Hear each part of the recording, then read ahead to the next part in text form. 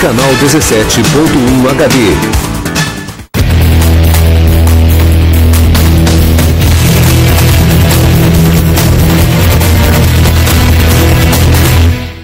Olá, boa noite.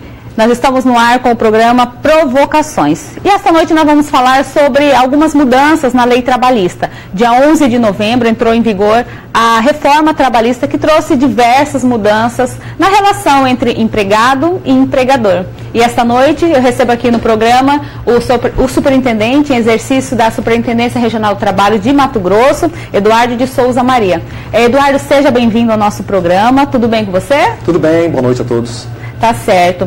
Eduardo, como que a Superintendência Regional do Trabalho aqui de Mato Grosso se preparou para essas mudanças que entraram em vigor agora recente no dia 11 de novembro? Bom, assim, o primeiro passo da nossa preparação é estudar internamente como que essas mudanças elas impactam, né, a nossa atividade, os procedimentos internos, os serviços internos da superintendência. E em função dessas mudanças, né, a gente começa a observar, a partir daí, as ocorrências. Por exemplo, o aumento no número de denúncias, né, porque a gente recebe as denúncias de trabalhadores, de sindicato, do Ministério Público. Então, observar o número dessas denúncias também é uma forma da gente estar preparando para ver o que está acontecendo na realidade, né, com essas mudanças que a reforma trabalhista trouxe. Acho que uma outra mudança que a gente pode observar num outro serviço que a superintendência oferece, que no caso é a mediação. Então, sindicatos, né, e trabalhadores, né, também podem procurar o Ministério do Trabalho para tentar, diante de um conflito, né, haver um encaminhamento, a mediação desse conflito na superintendência. Então também um outro termômetro, além do número de denúncias, trazerem um modo de como nós nos prepararmos para o que está mudando na realidade, seria também a mudança em função dos conflitos, né, que são mediados na superintendência. Então, observar todas essas mudanças que têm ocorrido, que chegam até nós, é uma forma da gente se preparar também para o que está acontecendo no mercado. Tá, você como auditor fiscal do trabalho, como que você avalia essas mudanças? Vai trazer mais benefícios para o empregador, para o empregado? Qual que é a sua avaliação? Você que está ali sempre atuando na fiscalização das empresas, qual que é a sua avaliação?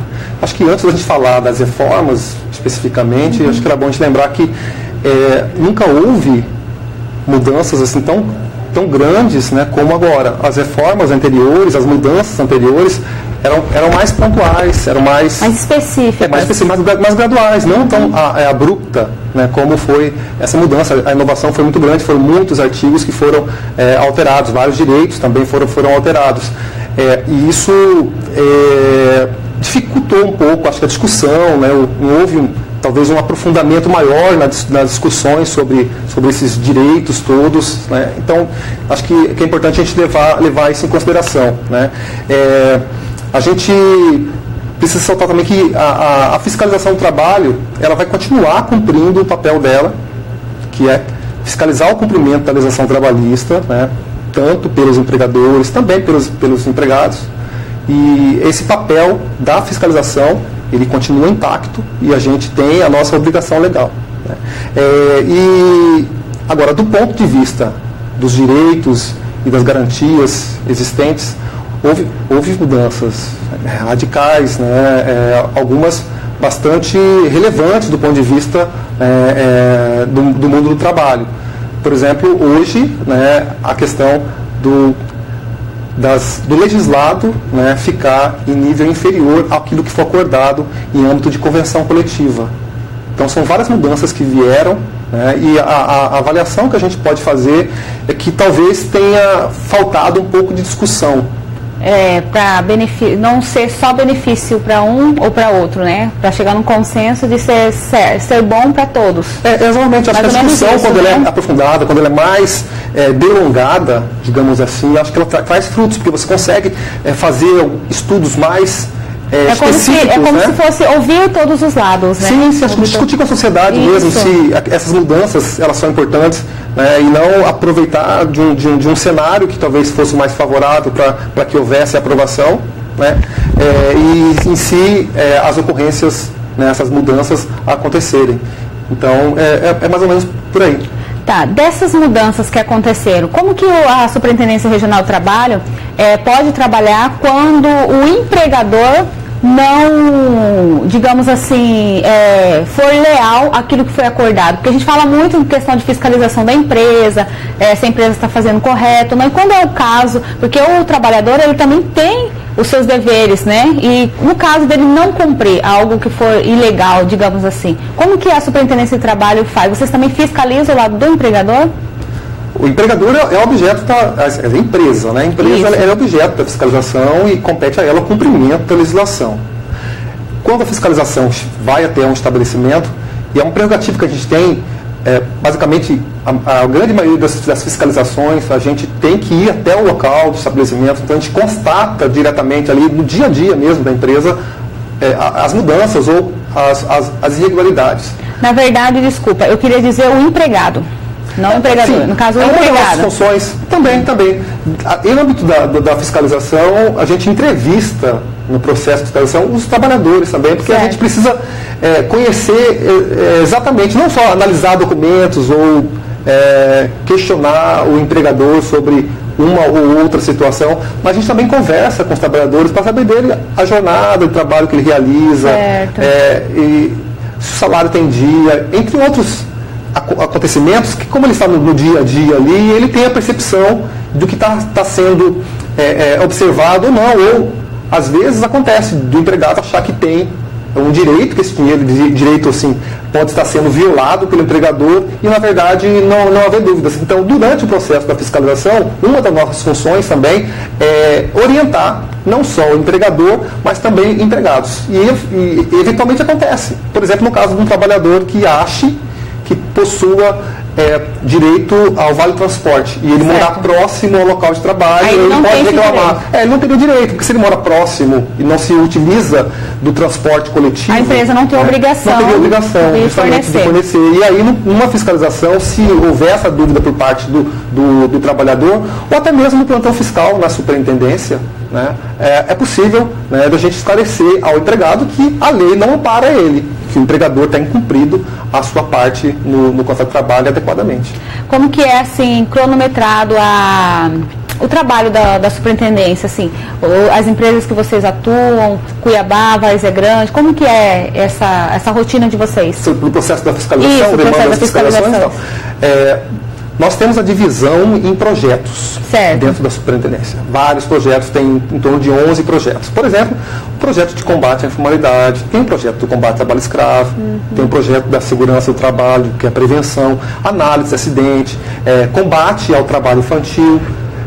Um outro projeto importante nosso também é a inserção de pessoas com deficiência no mercado de trabalho. Então, são diversos os projetos em que são lotados auditores e que há, então, a distribuição de ordem de serviço para cumprimento, para verificação, especificamente nesses projetos, né, por exemplo, de inserção de aprendizes, né, de verificar se a empresa está cumprindo o percentual mínimo de 5% ou 15%, dependendo, né, da opção da empresa, na colocação de aprendizes. Então, o auditor recebe uma ordem de serviço e vai até o estabelecimento, né, e lá ele notifica o empregador para apresentar documentos, aí ele entrevista trabalhadores, e aí nesse processo todo do contato direto lá na empresa ou diretamente nos documentos da empresa, ele vai formando a convicção dele e aí ele vai pautando então a atuação dele, né? Se houve ou não irregularidades, né, vai depender do uso dos instrumentos que a fiscalização detém. Não só notificar o empregador para que ele cumpra algum detalhe específico da legislação, né? Por exemplo, o salário atrasado. Você não só notifica o empregador para proceder o pagamento imediato dos salários ou recolhimento do FGTS, mas também você pode, na constatação da irregularidade, elaborar um auto de infração em que se materializa então aquela irregularidade. E nos casos que envolvem a segurança do trabalho, você tem outros instrumentos que são o embargo e a interdição, né? Embargo de obra e interdição de máquinas. Então são instrumentos que estão à disposição da fiscalização, que no curso mesmo de uma ação fiscal estão disponíveis para o auditor. Mas em todas elas, o empregador ele pode e deve, né, ver a fiscalização como aliado no cumprimento da legislação. Quem sabe que muitas vezes as empresas carecem de orientação. E no processo da fiscalização é uma oportunidade também que se tem de esclarecer dúvidas e de se chegar a alguns encaminhamentos durante o processo da fiscalização. Tá certo, então. Nós vamos agora para um rápido intervalo. Daqui a pouco a gente retorna com o auditor fiscal da Superintendência Regional do Trabalho de Mato Grosso, que nós estamos falando sobre reforma trabalhista. Dedicação, carinho, solidariedade. Há 200 anos, a Santa Casa de Cuiabá cuida da saúde de quem mais precisa e por isso investe na qualidade dos serviços para que todos tenham mais qualidade de vida. Hoje, a Santa Casa conta com infraestrutura moderna e tecnologia de ponta, consultas, exames, internações clínicas e cirúrgicas, UTI e novos serviços de raio-x, mamografia e ultrassom. Quando mais precisar, você sabe que a Santa Casa estará de portas abertas. No programa popular para você que faz aniversário em fevereiro, a festa continua. Participe da promoção Kit Festinha em Casa e concorra a um kit completo de festa. Envie um WhatsApp para o número 996775377 com as informações pessoais do seu filho e uma foto assistindo o programa com a frase: "Eu quero Kit Festinha em Casa". O sorteio será dia 31 de janeiro. Janeiro de prêmios é no programa popular da TV+. Mais de 50% das crianças do terceiro ano do ensino fundamental não entendem o que leem. E só a educação pode mudar isso. A gente aprende as letras muito bem. Qual é a que parece uma casa? Qual que parece um raio? Z. Se você não for à escola, você não vai saber. Para aprender a ler, precisa estudar bastante. Ajude a LBV a tornar real para milhares de crianças a oportunidade de melhorar a leitura. Estamos de volta com Provocações. Hoje eu recebo aqui o auditor fiscal da Superintendência Regional do Trabalho de Mato Grosso. Eduardo, teve uma alteração com relação à questão do trabalho escravo, né? Como que está o trabalho da fiscalização, de resgate de trabalhadores escravos aqui em Mato Grosso? Qual que é o balanço que vocês têm desse ano de 2017? Houve então uma mudança trazida pela portaria 1129, e ela alterando o conceito de trabalho escravo. Só que alterando, restringindo a atuação da fiscalização. No caso, seria um retrocesso? Um retrocesso, porque a tipificação administrativa, né, seria menos... como vou dizer, menos abrangente, né, mais limitada, né, do que a própria tipificação no Código Penal. Então, restringiu muito a atuação da fiscalização, trouxe uma insegurança ao trabalho do auditor, que poderia até ser mais responsabilizado. Não que o auditor não é responsável por aquilo que ele faz. É claro que tudo é passível de ser avaliado em posterior, né? Seria agora uma barreira para vocês enfrentarem?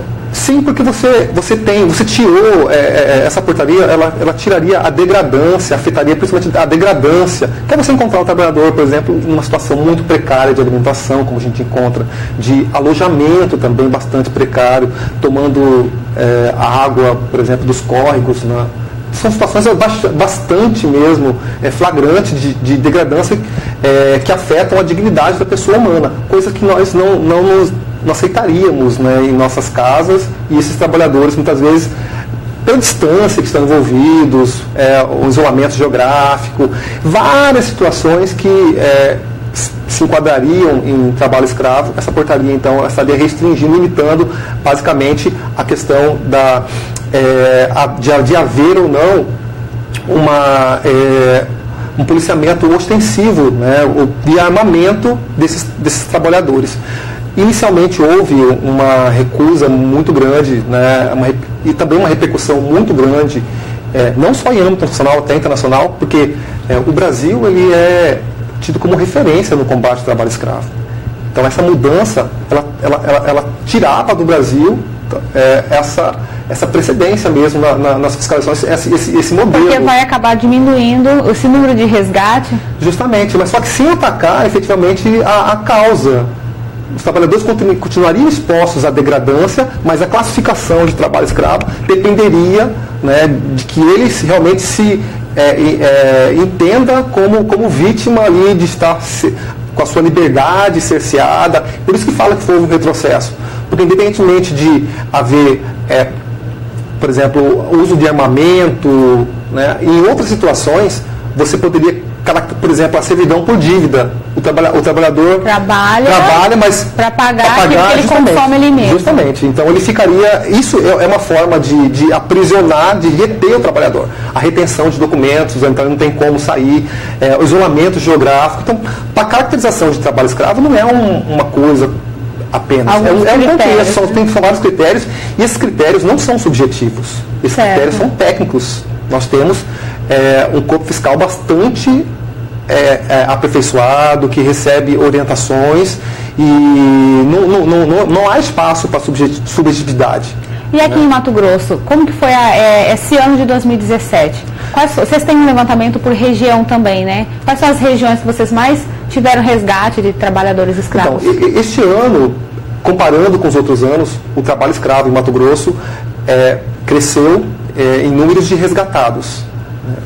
Só que, por outro lado, a avaliação que a gente faz, a análise que a gente faz, foi em função de que houve um apuro melhor nas nossas denúncias, que nós tivemos denúncias de diversos órgãos, né, principalmente do Ministério Público do Trabalho e dos trabalhadores diretamente. E essas denúncias, quanto mais próximas à data da chegada, você vai conseguir constatar aquela situação. Então, houve uma triagem melhor nessas denúncias, né, e que redundaram em fiscalização. E nós tivemos nesse ano de 2017 um apoio muito grande da Secretaria de Trabalho numa divisão que é a DETRAI, que é a Divisão de Erradicação do Trabalho Escravo, que fica em Brasília. Então vieram, que é conhecido como a móvel do trabalho escravo nacional, a móvel nacional. E esses colegas vieram em Mato Grosso e fizeram várias ações.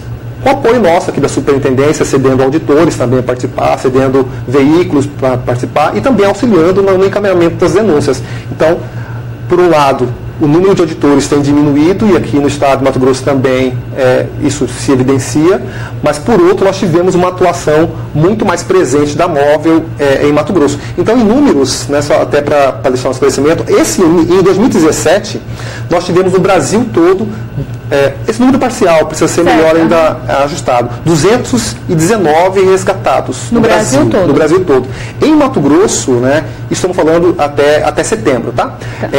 98. É um número muito grande, de 219, 98 só em Mato Grosso. Então, você qual é o município que teve mais resgate? Nós tivemos vários municípios que nós encontramos neste ano. Fala pra gente então alguns. Então, em Confresa nós tivemos um resgate de um trabalhador, nós tivemos em Nova Maringá uma situação bastante atípica que envolvia um sindicato, né, uma grande empresa, uma multinacional, né, e teve 30 trabalhadores que foram resgatados, né. E esses 30 trabalhadores resgatados, era em área rural?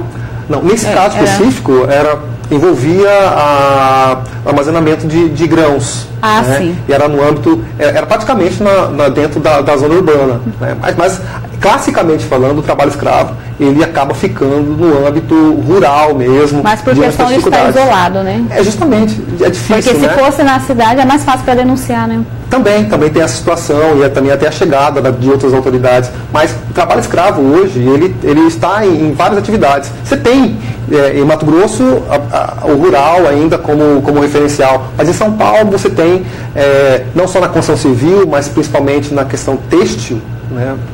Envolvendo trabalhadores de outros países, por exemplo, os bolivianos, né, você vai ter também o trabalho trabalho escravo, eventualmente. Então, em 219 no Brasil e 98 no Mato Grosso. Comparando, por exemplo, com 2016, foram só 20 resgatados em Mato Grosso em 2016. E em 2015, só 44.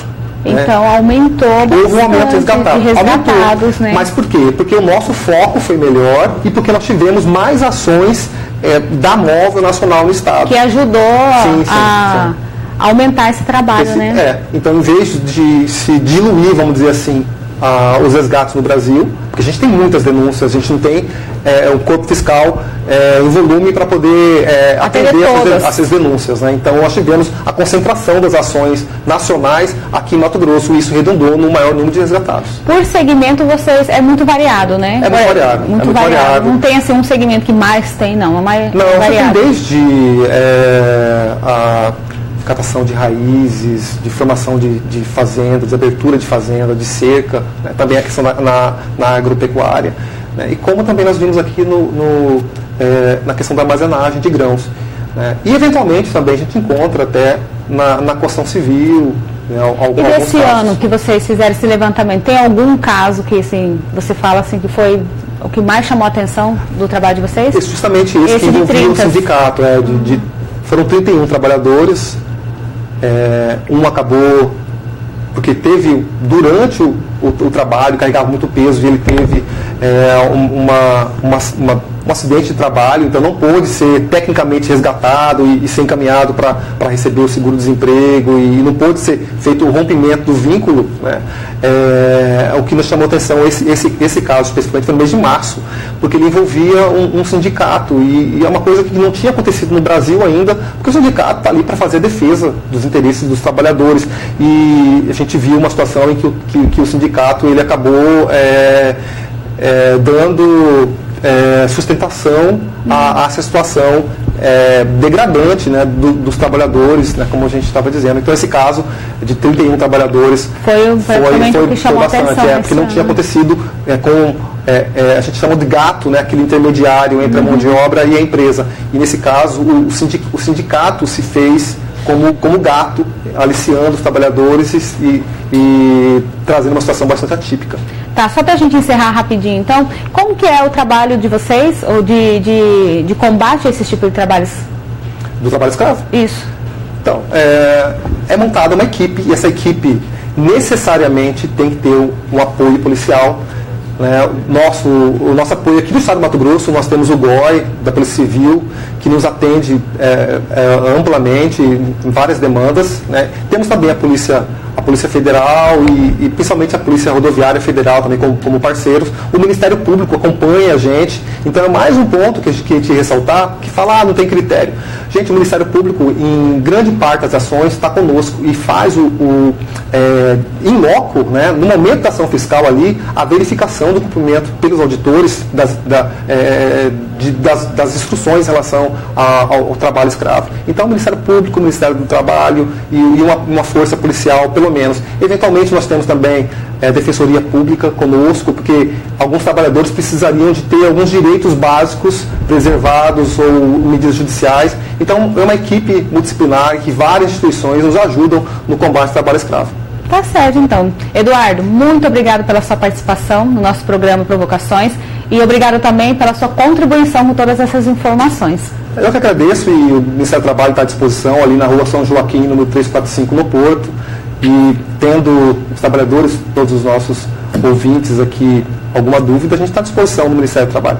Ok, obrigada. E o programa Provocações de hoje fica por aqui. Lembrando que esse programa de hoje você pode acompanhar depois no nosso site tvmaisnews.com.br.